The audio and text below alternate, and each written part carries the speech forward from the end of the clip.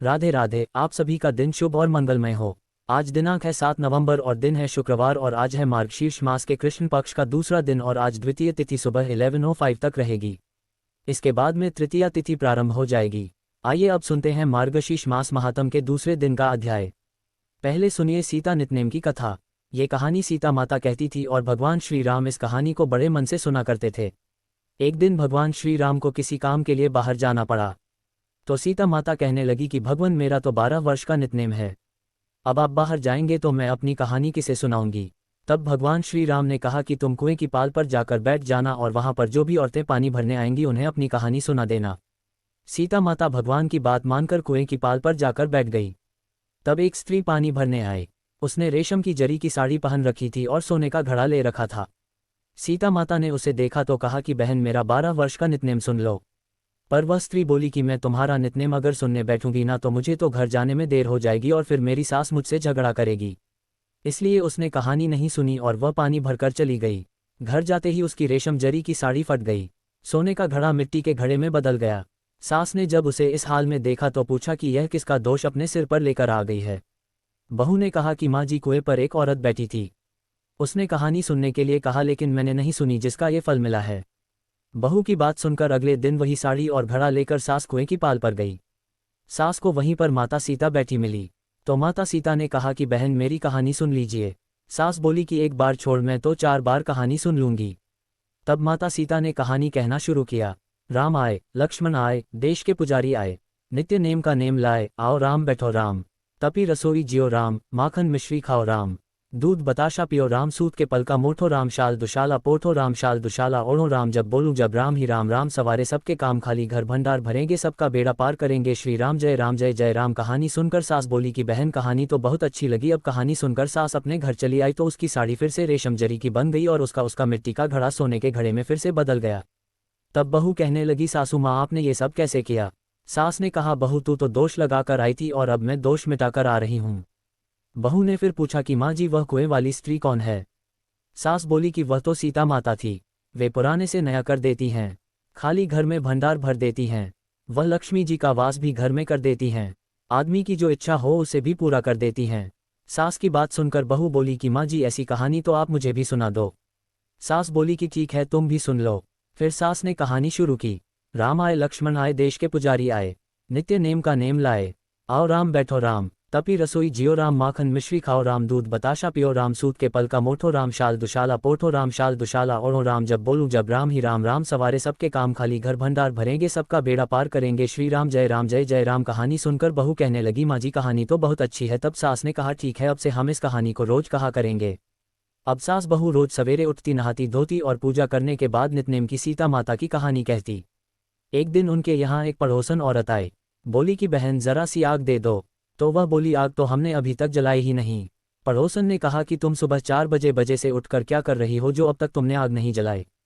तो फिर उन्होंने कहा कि सुबह उठकर हम तो पहले स्नान करते हैं, फिर पूजा करते हैं और उसके बाद सीता माता के नित्यनेम की कहानी कहते हैं। पड़ोसन ने उनकी बात सुनकर फिर कहा कि सीता माता की कहानी सुनने से तुम्हें क्या मिला। तब वे दोनों बोली कि इनकी कहानी कहने से घर में भंडार भर जाते हैं, सारे काम सिद्ध हो जाते हैं, मन की इच्छा भी पूर्ण होती है। तब पड़ोसन बोली कि बहन ऐसी कहानी तो मुझे भी सुना दो। अब की बार सास और बहू दोनों ने मिलकर सीता नेम की कहानी पड़ोसन को सुना दी। सारी कहानी सुनने के बाद पड़ोसन बोली बहन कहानी तो मुझे बहुत अच्छी लगी। अब तो वह पड़ोसन भी नितनेम सीता माता की कहानी कहने लगी। कहानी कहने से सीता माता ने पड़ोसन के भी भंडार भर दिए। अब तो पूरे मोहल्ले में नितनेम की कथा चल पड़ी और हर किसी की मनोकामना माता सीता की कृपा से पूर्ण होने लगी। हे सीता माता जैसे आपने उन सभी के भंडार भरे वैसे ही आप हम सबके भी भंडार भरना, कहानी सुनने वाले के भी और कहानी कहने वाले की भी। प्रेम से बोलिए सीता माता की जय। अब आपको सुनाते हैं माता वैष्णो देवी की कथा। वैष्णो देवी के मंदिर से जुड़ी वैसे तो बहुत सारी कथाएं हैं, जिनमें से एक कथा है भगवान राम का वनवास के दौरान माता वैष्णो देवी से मिलन। जब भगवान श्री राम ने देवी माता को त्रिकूट पर्वत स्थित पवित्र गुफा की ओर निर्देशित किया था। अन्य कथाएं भी हैं जैसे पांडवों की कथा, जिनके बारे में कहा जाता है कि उन्होंने इसी पवित्र धाम का दौरा किया था। मान्यता है कि उन्होंने यहाँ पर एक मंदिर भी बनवाया था और मान्यता ये भी है कि राजा हिरण्यकश्यप के पुत्र भक्त प्रहलाद ने भी इस पवित्र मंदिर की तीर्थ यात्रा की थी। हालांकि सबसे लोकप्रिय और प्रसिद्ध कथा माता वैष्णो देवी से जुड़ी हुई श्रीधर ब्राह्मण की है, जो कि वर्तमान में कटरा शहर से सटे त्रिकूट पर्वत की तलहटी में स्थित हंसाली गांव में रहते थे। श्रीधर शक्ति के कट्टर भक्त थे और अत्यंत गरीब होने के बावजूद एक दिन कन्या रूप में उनके स्वप्न में प्रकट हुई देवी वैष्णवी की प्रेरणा और आश्वासन से श्रीधर ने एक भव्य भंडारे का आयोजन किया। भंडारे के लिए एक शुभ तिथि चुनी गई और श्रीधर ने आसपास के गांवों में रहने वाले सभी लोगों को उस भंडारे में आमंत्रित किया। उसके बाद श्रीधर घर घर जाकर अपने पड़ोसियों और परिचितों से कच्चा खाना यानी कच्चा अनाज मांगने लगे, जिसे भंडारे के दिन पकाकर मेहमानों को परोसा जा सके। हालांकि कुछ लोगों ने तो उनकी बात मान ली और उनको कच्चा अन्न दे दिया, लेकिन कई अन्य लोगों ने उनकी यह मांग ठुकरा दी। उन्होंने तो उन्हें बिना किसी संसाधन के ही भंडारा आयोजित करने की हिम्मत दिखाने के लिए ताना भी मारा, उन्हें चुनौती भी दी। अब जैसे जैसे भंडारे का दिन नजदीक आता गया, श्रीधर की चिंता बढ़ती गई। कारण यही था कि वह निर्धन थे। अब भंडारा आयोजित कर रहे हैं तो आमंत्रित मेहमानों के लिए भोजन की व्यवस्था कैसे की जाए। भंडारे से एक दिन पहले वाली रात श्रीधर को नींद ही नहीं आई। पूरी रात वह उलझन में उलझे रहे कि सीमित सामग्री में अपने मेहमानों को वह कैसे भोजन कराएंगे और उनके लिए उपलब्ध जगह में कैसे और क्या प्रबंध करें। जब सुबह हुई तो उन्हें अपनी समस्या का कोई संतोषजनक समाधान नहीं सूझा। तब उन्होंने अपने आप को भाग्य के भरोसे छोड़ दिया और उस दिन का सामना करने के लिए उठ खड़े हुए। अब वह अपनी झोपड़ी के बाहर पूजा करने बैठ गए। दोपहर होते होते मेहमान आने लगे। उन्हें पूरी तरह से पूजा में तल्लीन देखकर मेहमानों को जहां भी जगह मिली आराम से वहीं बैठने लगे। और अजीब बात यह थी, हैरानी वाली बात यह थी कि श्रीधर की छोटी सी झोपड़ी में बहुत बड़ी संख्या में मेहमान आराम से अपनी अपनी जगह बनाकर बैठ गए थे और फिर भी बहुत सारी जगह खाली पड़ी थी। पूजा समाप्त होने पर श्रीधर ने चारों ओर देखा तो बड़ी संख्या में मेहमान आए हुए थे। इतनी भारी संख्या में लोगों को उपस्थित देखकर उनकी चिंता तो और बढ़ गई। वह सोचने लगे कि अब मैं इनके लिए भोजन का प्रबंध कैसे करूं। मैं इतने सारे लोगों को भोजन करा भी पाऊंगा कि नहीं, ये सोच सच कर वह तो चिंता के मारे आधे होने लगे। और फिर वहां पर जो कुछ भी हुआ उस पर सहसा किसी को विश्वास ही नहीं हुआ। जब श्रीधर इस तरह चिंतामग्न थे तभी उन्होंने माता वैष्णवी को एक छोटी सी कन्या के रूप में अपनी झोपड़ी के बाहर आते हुए देखा और झोपड़ी के अंदर हर तरह के भोजन बने हुए तैयार थे। माता वैष्णवी की कृपा से सभी मेहमानों को उनकी पसंद का भोजन कराया गया और गुरु गोरखनाथ के शिष्य भैरवनाथ द्वारा उठाई गई कुछ समस्याओं के बावजूद भी भंडारा बहुत सफल रहा। पंडित श्रीधर के इस भंडारे में भैरवनाथ नामक एक तांत्रिक भी आया। उसने उस कन्या अर्थात मां वैष्णो देवी से मांस मदिरा की मांग कर दी। कन्या के मना करने पर उसने कन्या से उनकी वास्तविक पहचान पूछी और उनकी शक्ति की परीक्षा लेने की भी कोशिश की। भैरवनाथ मां वैष्णो देवी की शक्ति को पहचान गया। मां वैष्णो देवी ने भैरवनाथ को समझाने का प्रयास किया, लेकिन उसने तो उनका ही पीछा करना शुरू कर दिया। तब मां वैष्णो देवी ने भैरवनाथ से बचने के लिए त्रिकूट पर्वत की ओर प्रस्थान किया। उन्होंने गुफा में प्रवेश किया और ध्यान में लीन हो गई, लेकिन भैरवनाथ ने उनका पीछा नहीं छोड़ा। वह लगातार उनका पीछा करता रहा और आखिरकार वह गुफा के बाहर पहुंच ही गया। तब मां वैष्णो देवी ने गुफा से बाहर आकर भैरवनाथ का वध कर दिया।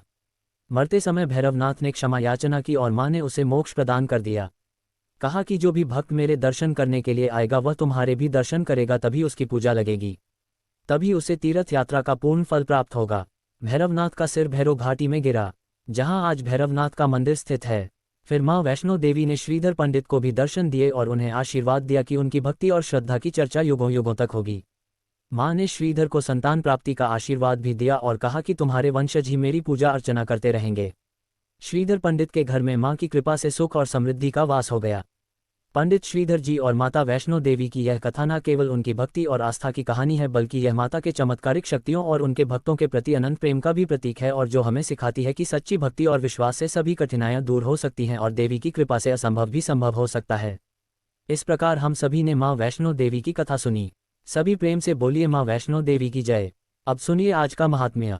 देवी पार्वती ने भगवान शिव से पूछा, हे प्रभु, अन्य कृतज्ञों को जिस जिस फल की प्राप्ति होती है उसके विषय में उन वेद वेदांग के पारंगत विद्वानों ने क्या कहा। तब श्री महेश्वर बोले, प्रिय राजेंद्र, सुयज्ञ के प्रश्न करने पर उन सभी मुनियों में महान ऋषि नारायण ने प्रवचन देना आरंभ कर दिया। नारायण ने कहा, हे भूपाल, जो अपनी या दूसरों की दी हुई ब्राह्मण वृत्ति का अपहरण करता है उसे कृतज्ञ समझना चाहिए। उसे जो फल मिलता है आप उसे भी सुनो। जिनकी जीविका छिन जाती है उन ब्राह्मण के आंसुओं से धरती के जितने धूलकण भीगते हैं उतने सहस्त्र वर्षों तक वह शूलप्रोत नामक नरक में रहता है। दहकते हुए अंगार उसे खाने को मिलते हैं और ओटाया हुआ मूत्र पीने को मिलता है। तपे हुए अंगारों की शैया पर उसे सोना पड़ता है। उठने का प्रयास करने पर यमराज के दूत उन्हें मारते पीटते हैं। उस नरक यातना के अंत में वह महापापी जीव भारतवर्ष में विष्ठा का कीड़ा हो जाता है। उस योनि में उसे देवता के वर्ष से 60,000 वर्षों तक रहना होता है। फिर वह मानव भूमिहीन, संतानहीन, दरिद्र, रोगी और निंदनीय शूद्र हो जाता है। उसके बाद उसकी शुद्धि हो पाती है। नारद जी बोले, जो नराधम अपनी या फिर पराई कीर्ति का हनन करता है वह कृतज्ञ कहा जाता है। अब उसको मिलने वाले फल का वर्णन सुनो। नरेश्वर, वह अत्यंत दीर्घ काल तक अंधकूप नामक नरक में निवास करता है। उसमें सरौते जैसे कीड़े उसे सदा काटते और खाते रहते हैं। वह पापी वहां तपाया हुआ खारा पानी पीता और खाता है। फिर 7 जन्मों तक सांप और 5 जन्मों तक कौवा होने के बाद वह शूद्र होता है। देवल ने कहा, जो भारतवर्ष में ब्राह्मण गुरु अथवा देवताओं के धन का अपहरण करता है उसे महान पापी और कृतज्ञ समझना चाहिए। वह बहुत लंबे समय तक अफ्टो नामक नरक में निवास करता है। वह फिर शराबी और शूद्र होता है। उसके बाद उसकी शुद्धि होती है। जैगधव्य बोले, जो पिता माता या फिर गुरु के प्रति भक्ति से हीन होकर उनका पालन नहीं करता, उल्टे अपनी वाणी अपनी बोली के द्वारा उन्हें परेशान करता है, उन्हें सताता है, उसे कृतज्ञ कहा गया है। जो कुलटा नारी हर दिन अपने कड़वे वचनों द्वारा अपने पति को ताने मारती या फटकारती है वह कृतज्ञ कही गई है। भारतवर्ष में तो वह बहुत बड़ी पापिनी है। कृतजन पुरुष हो या स्त्री दोनों वहनीकुंड नामक महाघोर नरक में जा पड़ते हैं। वहां बहुत लंबे समय तक वे अग्नि में ही वास करते हैं। फिर 7 जन्मों तक जलों का अर्थात जग बनकर वह शुद्ध हो पाते हैं। वाल्मीकि ने कहा, हे राजन, जैसे सभी तरुओं में सर्वत्र वृक्षत्व है, कहीं भी वृक्षत्व का त्याग नहीं है, उसी तरह सभी पापों में कृतज्ञता सबसे बड़ा पाप है। जो काम, क्रोध और भय के कारण झूठी गवाही देता है, सभा में वह पक्षपातपूर्ण बात करता है, वह सबसे बड़ा कृतज्ञ माना गया है। राजन, जो पुण्य मात्र का हनन करता है वह भी कृतज्ञ है। राजन, जो भारतवर्ष में झूठी गवाही देता या पक्षपातपूर्ण बात करता है वह निश्चय ही बहुत लंबे समय तक सर्पकुंड में वास करता है। सदा उसके शरीर में सांप लिपटे रहते हैं। वह डरा रहता है और सांप उसे खाते रहते हैं। यमदूतों की मार पड़ने पर वह सांपों का मलमूत्र खाने को विवश हो जाता है। फिर भारत में 7 जन्मों तक वह अपनी 7 पीढ़ी के पूर्वजों सहित गिरगिट और मेढक बनता है। उसके बाद विशाल वन में सेमल का वृक्ष बनता है। फिर गूंगा मनुष्य और शूद्र होकर वह शुद्धि लाभ करता है। आस्तिक मुनि बोले, गुरु पत्नी गमन करने पर मानव मातृगामी समझा जाता है। मातृगमन करने पर मनुष्यों के लिए प्रायश्चित नहीं मिलता। राजन, भारतवर्ष में मातृगामी पुरुषों को जो दोष प्राप्त होता है वह शूद्रों को ब्राह्मणी के साथ समागम करने पर लगता है। अगर ब्राह्मणी शूद्र के साथ संबंध बनाए तो उसे भी उतना ही दोष लगता है। कन्या पुत्रवधू सास गर्भवती भजाए और भगिनी के साथ समागम करने पर भी वैसा ही दोष लगता है। राजन, अब ब्रह्मा जी के बताए अनुसार दोष का निरूपण भी करूंगा। सुनो, जो महापापी मानव इन सब के साथ संबंध बनाता है वह जीते जी ही मृतक के समान हो जाता है, चांडाल और अछूत माना जाता है। उसे सूर्यमंडल के दर्शन का भी अधिकार नहीं। वह शालिग्राम जी का, उनके चरणामृत का, तुलसी दल मिश्रित जल का, संपूर्ण तीर्थ जल का और ब्राह्मण के चरणों तक का स्पर्श भी नहीं कर सकता। वह पापी मनुष्य विष्ठा के तुल्य घृणित होता है। उसे देवता, गुरु और ब्राह्मण को नमस्कार करने तक का अधिकार नहीं रह जाता।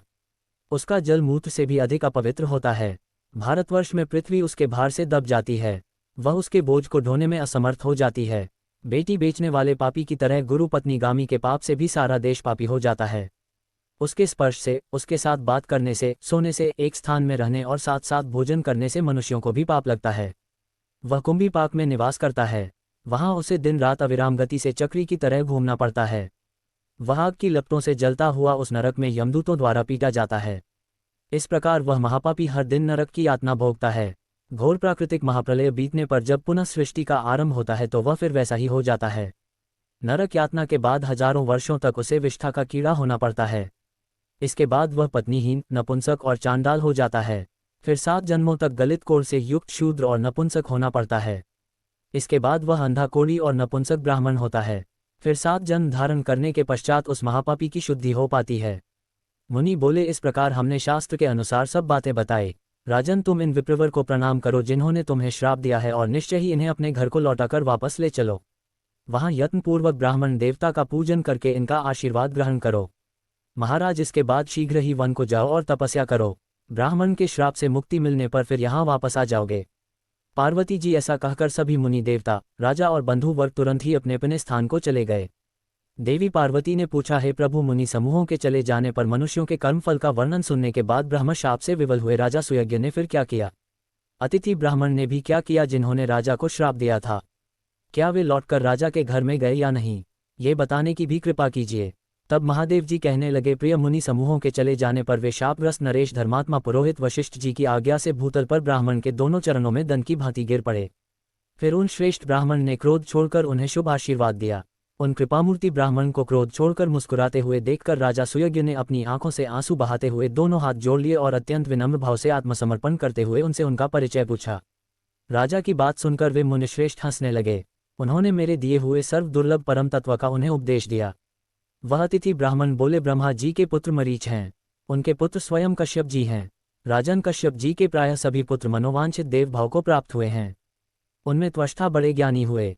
उन्होंने सहस्त्र वर्षों तक पुष्कर में परम दुष्कर तपस्या की थी। ब्राह्मण पुत्र की प्राप्ति के लिए देवादिदेव परमात्मा श्री हरि की आराधना की। तब भगवान नारायण से उन्हें एक तेजस्वी ब्राह्मण पुत्र वरदान के रूप में प्राप्त हुआ। वह पुत्र तपस्या के धनी तेजस्वी विश्वरूप के नाम से प्रसिद्ध हुआ। एक समय बृहस्पति जी देवराज के प्रति कुपित होकर कहीं और चले गए। तब इंद्र ने विश्वरूप को ही अपना पुरोहित बनाया था।